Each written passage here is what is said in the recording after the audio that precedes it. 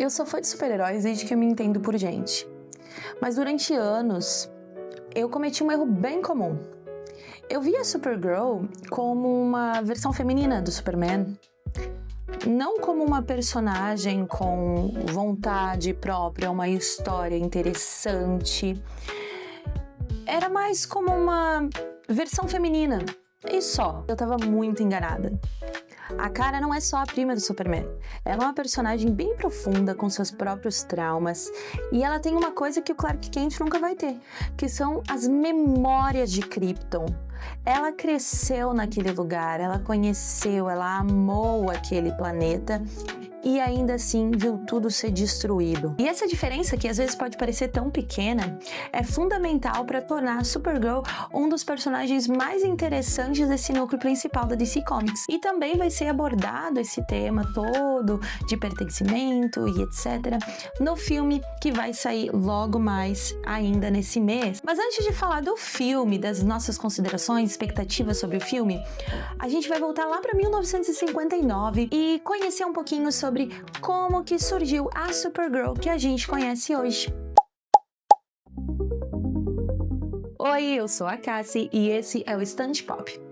Eu sei que eu tô aparecendo aqui do nada depois de tanto tempo sumida, mas é porque a vida de adulto nem sempre é tão fácil do jeito que a gente gostaria, né, pra fazer os nossos hobbies e tudo mais. Mas o que importa é que eu estou aqui e preparei bastante coisa pra trazer e nada melhor do que voltar falando dos super-heróis, que é um dos meus assuntos favoritos. E é claro, aproveitando, né, o hype da Supergirl. Eu acho que a última vez que eu falei de um filme especificamente aqui no canal foi justamente do Superman, que foi em julho do ano passado. Eu amei muito aquele filme. Nossa, vocês podem voltar e olhar o vídeo que eu falei sobre o Superman e tal. Agora, vamos lá, vamos falar da Supergirl. Muito prazer. Para entender um personagem, a gente sempre tem que observar o contexto de onde ele surgiu, a época. Em 1956, a DC Comics inaugurou a chamada Era de Prata. E aí veio o Flash, todo renovado, repensado, mais moderno, científico. E junto com ele, muitos outros personagens novos surgiram, foram criados, mas antes ainda, lá na Fawcett Comics, que é a editora, criou o Capitão Marvel, o Shazam, tinha surgido a Mary Marvel, a irmã do Capitão Marvel, e ela tinha sido bem recebida. Então, o mesmo criador, o Otto Binder, tinha pensado que se a Mary Marvel foi bem recebida como uma versão feminina do Capitão Marvel, por que não uma versão feminina do Superman? E aí, em 1958, temos uma história em que o Jimmy Olsen usa um talismã para invocar, para chamar uma Supergirl que ia ajudar o Superman na sua luta lá. No final da história, ela já morre, né? Então é um teste, era pra ver como é que o público ia receber essa personagem, né? Afinal, o Superman em pouco tempo já tinha se tornado icônico. Então, como que o pessoal reagiria a uma Supergirl? Mesmo com essa aparição bem curta na história, o público recebeu muito bem, gostou bastante da personagem. Por isso, no ano seguinte, em 1959, surge a Kara Zor-El. Essa Kara vivia em Argo City, uma cidade que sobreviveu à destruição de Krypton porque estava protegida em uma redoma, como se fosse um vidro especial. E aí, o pai dela, Zor-El, que tinha criado essa redoma para proteger a cidade. Então, eles sabiam do que tinha acontecido, de toda a destruição.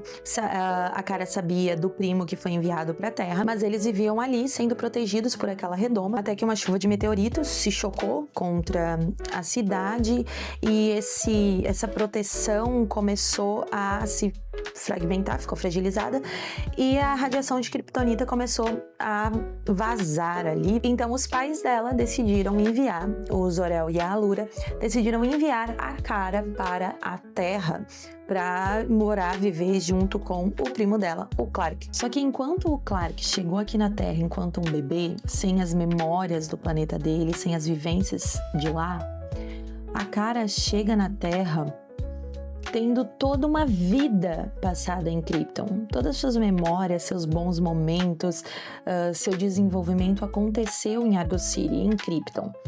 Então, isso adiciona uma carga emocional, um peso na personagem que ela arrasta por toda a sua vida na Terra. E pensando nas publicações, nos anos seguintes, a Kara Zor-El conquistou os leitores da DC Comics e garantiu o lugar dela como um dos personagens mais populares da editora. Já na história, o Superman pede para ela viver secretamente enquanto ela aprende a usar os poderes dela. Então ela vive com a identidade de Linda Lee Danvers, observando, esperando, aprendendo. O Superman é esse personagem, então, que faz a conexão dela com o mundo exterior, conhecer a Terra como é. Então, ela vive ali, mas sem se revelar como uma super-heroína. Então, aí, quando ela tá pronta, o Superman concorda que ela se revele ao mundo como a Supergirl. E aí, ela se torna a super-heroína que todo mundo conhece. E tem também as suas próprias histórias. Em alguns momentos, ela tá lá como parceria do Superman. Enfim, são os primos super. Nos anos 70 e 80, ela se consolida como uma personagem popular, que o pessoal gosta. E em 1984 ela ganha, então, um filme solo, né? Ela sendo a personagem principal e tal. Que não foi muito bem recebido por muita gente, né? Tem altas críticas a esse filme até hoje. Mas, de qualquer forma, é um marco importante quando se pensa nas personagens femininas em geral. Nesse período, a Supergirl ela é uma personagem ativa. Ela participa da Legião dos Super-Heróis, ela participa dos grandes eventos da DC. Então, personagem importante, grande. Só que aí chega 1985. Em 1985, a DC Comics tinha um grande problema de continuidade nas histórias. E, sinceramente, não é muito diferente do que a gente vê hoje. Mas eles decidiram, então, que depois de múltiplas versões do mesmo personagem e um monte de problemas na história de continuidade, eles iam criar uma nova linha, então, da história dos personagens, iam reformar tudo. E isso ia acontecer a partir de uma crise. Com 12 edições publicadas entre 1985 e 1986, então, a gente tem um apagão de tudo que aconteceu na DC até aquele momento para que fosse reescrito tudo de novo. E é aí que eles matam a Supergirl. Aí nós temos aquela cena. A Supergirl enfrenta o Anti-Monitor sozinha para salvar o Superman e ela danifica a armadura do vilão, força a retirada dele e morre no processo. A gente tem aquela capa icônica do Superman carregando a Supergirl. Foi algo super emocionante porque era uma personagem consagrada que o pessoal amava e, enfim, tem toda uma carga sentimental ali, né? Só que também, volto lá naquele assunto que eu gosto muito de falar, a gente vê como as editoras tratavam e ainda tratam muitas personagens femininas. A gente tem mais um exemplo de vamos descartar uma personagem feminina que é super poderosa, que tem condições de criar novas histórias muito interessantes, mas, né, vamos sacrificar ela para carga emocional da história. Só isso, né? Afinal, mulheres servem só pra isso. Por que a Kara? Por que ela foi escolhida para morrer? Um dos autores, o Wolfman, disse que ele queria uma morte que fosse sentida, que as pessoas chorassem, que o público, né, se importasse. Ela era popular o suficiente para tocar as pessoas e, ao mesmo tempo, não era tão importante quanto os personagens homens, né? Eles não iam matar um Bruce, um Clark. Escolheram alguém que fosse descartável o suficiente para fazer esse papel. E aí, como eu já disse, né? Não é só um evento narrativo, é uma decisão editorial que revela muito sobre como as personagens femininas eram tratadas nas histórias em quadrinhos e, enfim, literatura, filmes e tudo mais. Nós temos um período de 20 anos em que a Kara está morta. Tá, Mas agora, a Kara tá morta e o universo da DC foi reiniciado. Nesse novo mundo ali, nesse novo universo, não existia uma Supergirl? Existia, mas não era a mesma. Já em 1986 foi criada a Matriz. Ela é uma forma de vida originada de um universo alternativo. Ela tem os poderes do Superman. Ela muda de forma, então, e assume essa imagem, essa figura da Supergirl, mas é completamente diferente da Kara original. Em 1996, há 30 anos, ano do meu aniversário, nós conhecemos, então, a Linda Danvers, que é uma humana que se funde com a Matriz e assume, então, essa identidade de nova Supergirl. É uma história bem interessante, ela tem alma, sabe? Tem um conflito, ela chama a atenção dos leitores também, e a série vai até 2003. A gente pode mencionar também a Sirel, é uma personagem que durou muito pouco, foi apagada sem mais nem menos, não teve muito assunto a ser desenvolvido sobre ela. E o que todos esses personagens têm em comum? Nenhuma delas carregava as memórias de Krypton, nem a profundidade emocional daquela primeira ideia da personagem. Então, a gente pode ver que a DC estava tentando, testando o que poderia se fazer sem ter a cara original, aquela ideia que se tinha antes. E a verdade é que nada funcionou muito bem. Por mais que tivessem histórias interessantes, ainda faltava alguma coisa. Estamos em 2004 e temos de volta a Kara Zor-El em Batman Superman. Ela sai de uma cápsula que está caída dentro de um lago na Rússia. Ela é jovem, ela tá desorientada e ainda acha que tá em Krypton. Todo mundo animado porque ela retornou, mas parece que nesse período eles não sabiam muito bem o que fazer com a personagem. Então ela é escrita de uma forma bem inconstante.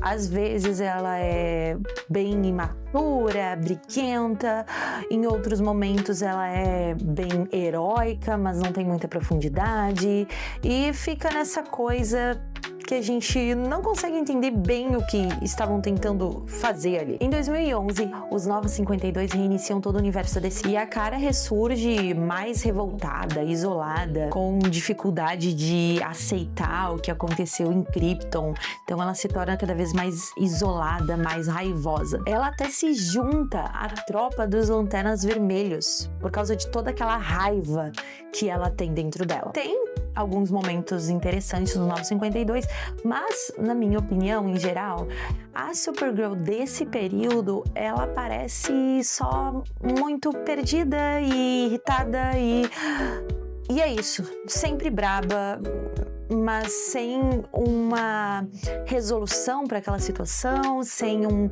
desenvolvimento dessa raiva, que poderia ser uma coisa muito interessante, mas não sei. Poucos anos depois a gente tem o Rebirth.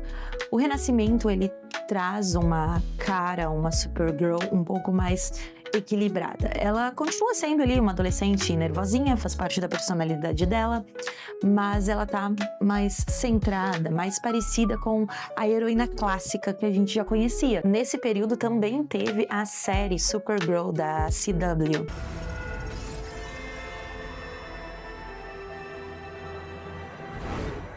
Que apesar de ser bem diferente do que é a personagem, a gente vê que a série trouxe ali uma releitura do Superman em formato de mulher, porque ela é super tranquila, sabe? Mas ainda assim serviu para atrair o público, para que as pessoas tivessem mais interesse na personagem. Então, assim, foi uma personagem bem carismática, criada pra TV. Até aqui a gente tem muitas versões, variações na personalidade, do jeito de ser da Supergirl. Mas é em 2021 que acontece o grande lançamento de Supergirl Woman of Tomorrow. Supergirl Mulher do Amanhã. Foram 8 edições lançadas entre 2021 e 2022, com o roteiro do Tom King, as artes da Bilquis Evely e as cores do Matheus Lopes. Então, a gente tem 2 artistas brasileiros que trabalharam nesse grandioso projeto, que, bom, é maravilhoso. E a história? A Supergirl faz 21 anos e o que ela vai fazer para comemorar o aniversário? Ela decide que ela quer beber.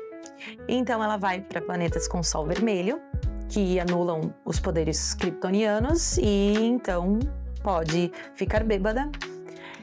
E nesse caminho todo ela encontra a Routier, que é uma menina que está em busca de vingança pelo pai dela. É a Routier que conta a história anos depois de já ter acontecido, então ela já sabe o final dessa narrativa. Nós temos uma Supergirl que tá sofrendo bastante, porque ela quer ser vulnerável, ela quer assumir a fragilidade dela, dos sentimentos dela.